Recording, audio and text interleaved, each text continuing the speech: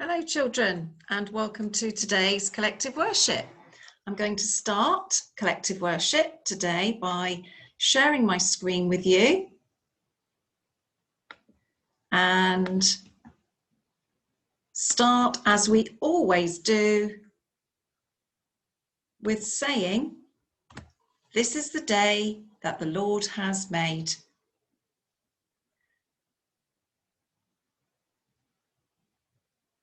And as always, we should be rejoicing and be glad in it that we're together today to start the week.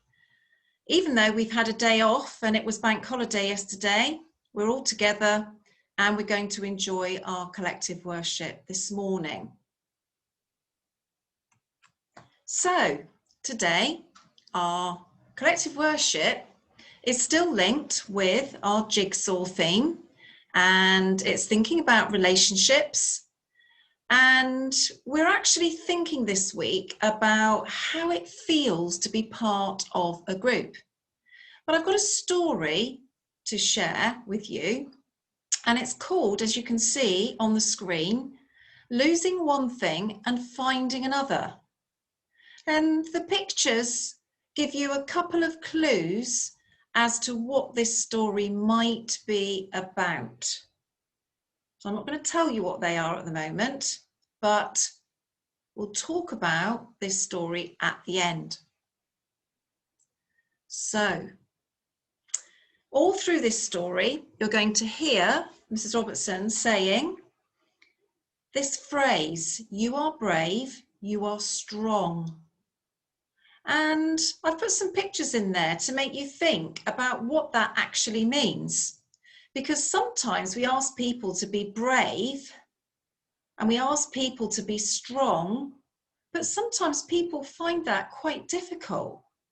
And some of you might always feel that you're brave and that you can do everything. But sometimes we might need a little bit of help and encouragement.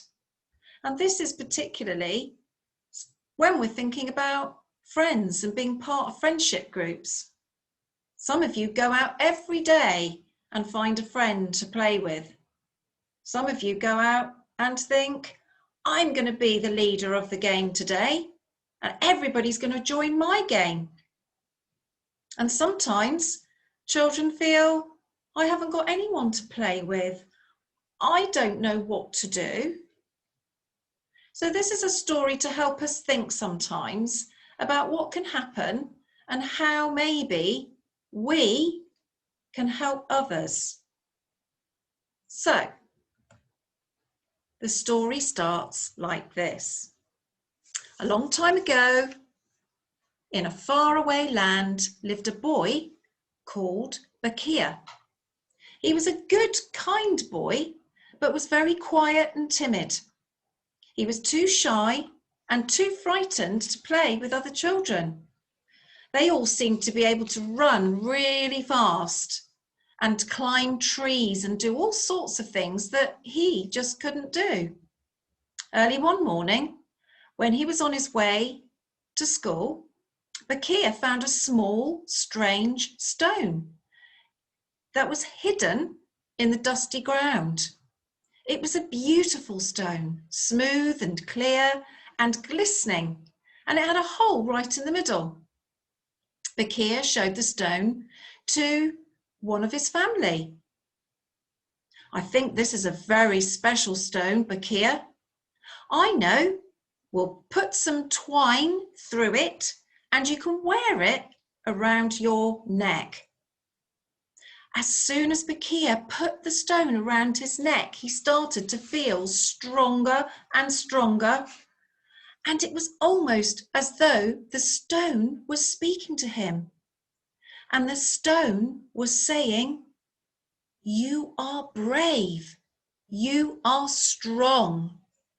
Can you say that, children? You are brave.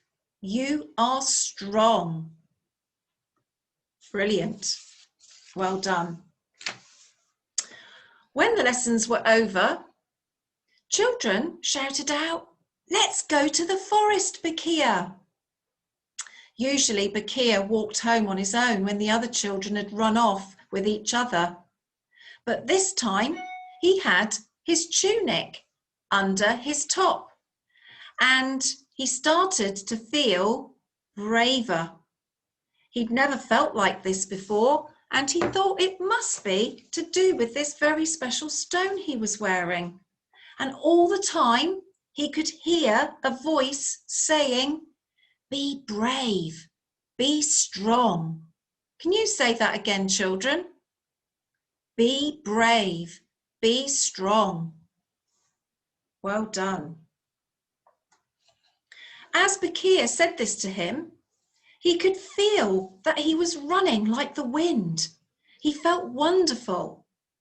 Later, some of the children dared each other to climb the tallest tree. Bakir was too scared to do that, but he heard the voice saying, "Be brave, be strong." "I'll do it," he cried. And he did, even though he felt very giddy when he got to the top and looked down. Now that he had this special stone, he felt he could do anything. For the next few weeks, Bakir was the happiest boy in the whole world. He was no longer shy or quiet. He was strong, he was brave, and he knew that his secret was having this very special stone. Every day he went out to play. He felt as strong and as brave as everyone else. Then something terrible happened. He lost the stone. He didn't know how or where or why somebody had made him lose this stone, but it wasn't there.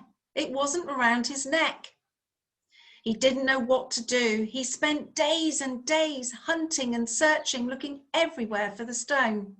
He couldn't believe it. He felt as though it was his fault, and that if he'd looked after it a bit better, he would never have lost it. He was desolate, meaning that he was very, very sad. Without this special stone around his neck, he felt useless. He went back to feeling like the shy, scared little boy that he was at the beginning of this story. "Nothing's going to be any good anymore," he said. He refused to leave the house. He sat inside feeling sad and lonely, and he really didn't know what to do. For days and weeks, all he could think about was his special stone. Then one day, somebody knocked on the door. "We're going to the forest," they shouted. "Come on, Bakir, come with us." But Bakir shook his head. He thought, "I can't do it without my special stone." All his friends ran off, except for one. And that person was a little girl called Fatima. She called and said to Bakir, "Please come out with us, Bakir. It's much more fun when you're there." She held out her hand, but Bakir shook his head and said, "I can't." "Well, what if I helped you, and what if I held your hand and brought you out with us?" She did pull Bakir, and he came, and over the next few weeks, Fatima came and called for Bakir every single day. She said, "Come on, Bakir, let's climb up the tree. I know you can do it. Come on, let's do it." When he reached the top, he couldn't believe that Fatima had helped him climb right to the top. He thought, "But I don't have my stone anymore. How have I done this?" At last, Bakir slowly started to realize, "I have become brave and strong again. My friend has helped me do this." Somehow, he realized that it was the stone that had helped him originally, but now he could start to do things on his own. Although as Bakir got older, the stone became a distant memory to him. He never actually forgot how much it helped him when he was younger and how he felt scared and afraid when he was about to do things. And then, many, many years later, there was another knock on the door, and there was a little girl that was stood there. She'd found something that was glistening and sparkling and that had a hole right in the middle of it. Bakir, who was now a grown-up, stood and looked at the little girl, who was actually a very shy and scared little girl, and she'd come to ask for help. I wonder how Bakir was able to help her. Now that is something for you to think about in your classes. We're going to have a little think now about this, which is our jigsaw theme. I can help others to feel part of a group. Now, poor Bakir didn't feel part of a group because he was very shy and scared.